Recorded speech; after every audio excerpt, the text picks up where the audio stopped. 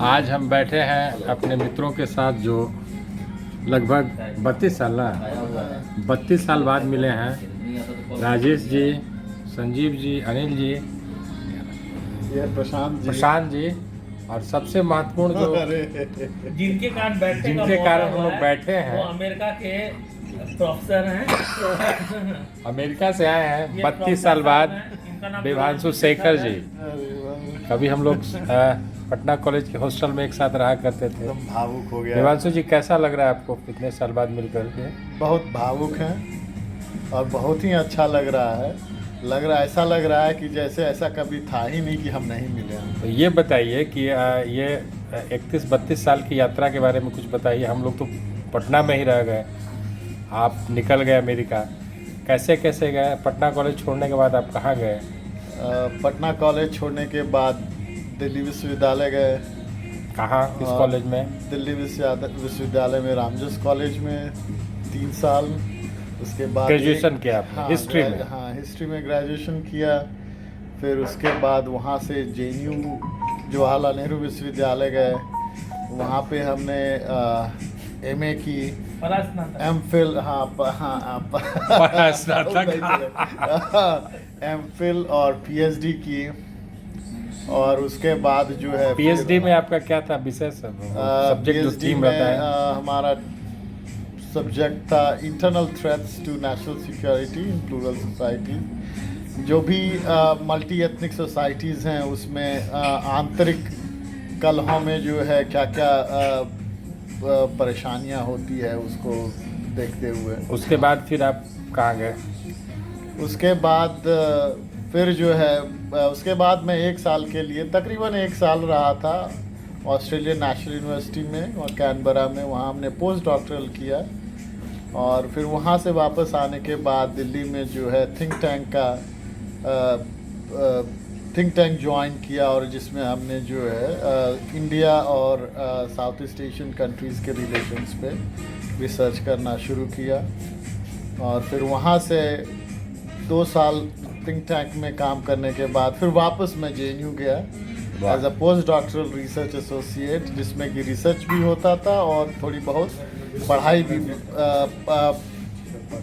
अध्ययन भी होता था और अध्यापन भी होता था। दोनों अलग। और उसके बाद फिर वहाँ से सप्रू हाउस है, Indian council of world affairs, वहाँ गया और फिर वहाँ पे 2.5 साल काम करने के बाद फिर मैं विदेश चला गया, वहाँ पे लंबे समय के लिए US में।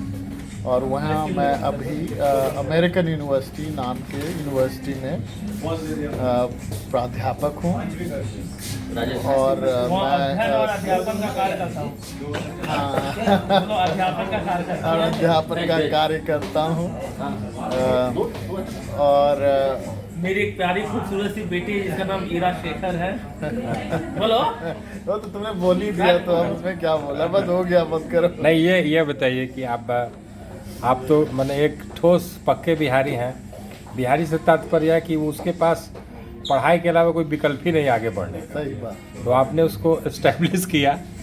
जो भी बिहारी आगे बढ़ा केवल अपने पढ़ाई के बलबूते बढ़ा। और हम लोग गौरवान्वित है कि देवांशु शेखर हमारे मित्र ने विदेश में अपना परचम लहराया और अभी भी वही सजनता, वही मधुरता और वही अपनापन के साथ 25 मेरे से 25 साल बाद मिल रहे हैं, आप लोग 31 साल बाद मिल रहे हैं, तो लग नहीं रहा है कि आज इतने दिन बाद मिल रहे हैं।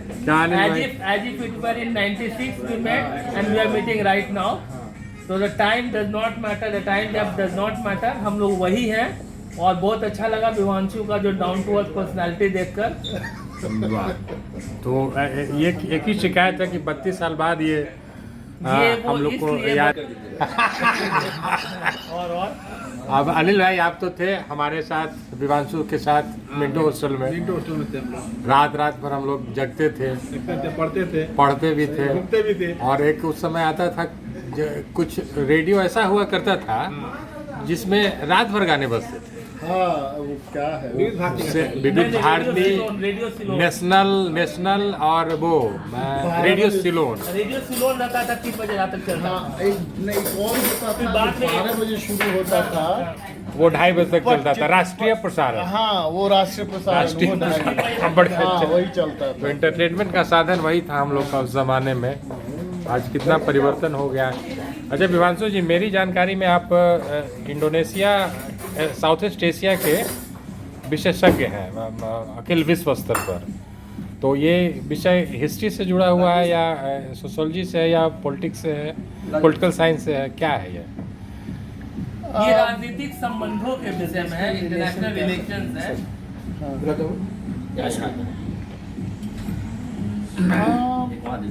International relation with a specific reference to Southeast Asian country. तो इस उसमें ये कहना तो शायद कठिन होगा कि मैं अखिल विश्व स्तर का आपके लिए कठिन है, लेकिन मेरे लिए कठिन नहीं है, क्योंकि मैं जान रहा हूँ, देख रहा हूँ। लेकिन हाँ, उसमें ये है कि ये पढ़ना और उस पर लिखना दोनों आसान हमारे लिए इसलिए होता है, हमारा यहाँ मतलब है इंडियंस के लिए, क्योंकि एक हमारा बहुत ही पुराना जो है सिविलाइजेशनल लिंकेजेस रहा है उसमें, और इसीलिए वो काफ़ी अच्छा भी होता है। और हमारा जो अपना रिसर्च है वो जियोपॉलिटिक्स और इंटरनेशनल रिलेशन से रिलेटेड है।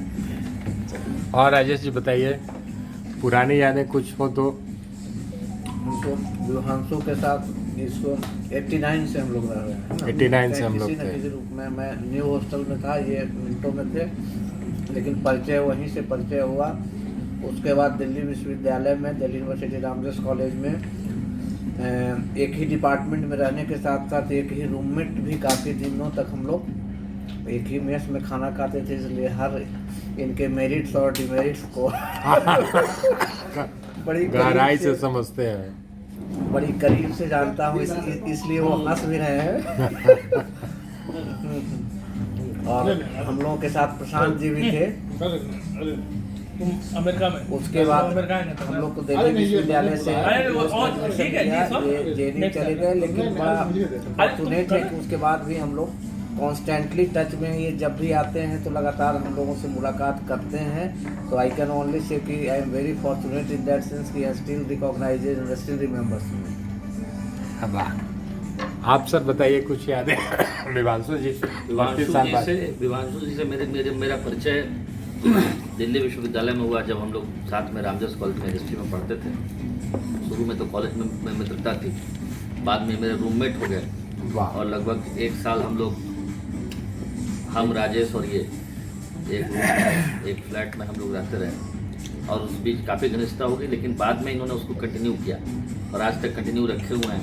जैसा संजय, क्या संजीव जी आप कुछ बताइए अपनी यादें? विवांशु भाई, अब देखिए आप फिर आएंगे 32 साल बाद, तब तक हम लोग बूढ़े हो चुके होंगे। विवांशु को देखने से और विवांशु को समझने से एक हम लोग को एक सीख लेना चाहिए कि अगर आप अध्ययन लगातार कर रहे हैं तो आप सफलता की किसी भी सीढ़ी पे जा सकते हैं। हर एक क्षेत्र में सफलता मिलेगी। सफल होंगे। और बिहारी होने का इन्होंने परचम फैलाया है और सबसे बड़ा इनका एसेट है कि he is still the grounded man, very Sajjan person.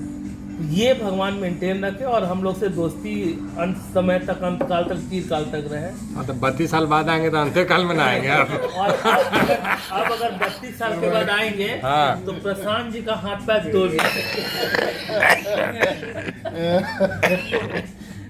चलिए, धन्यवाद विवांशु जी। धन्यवाद।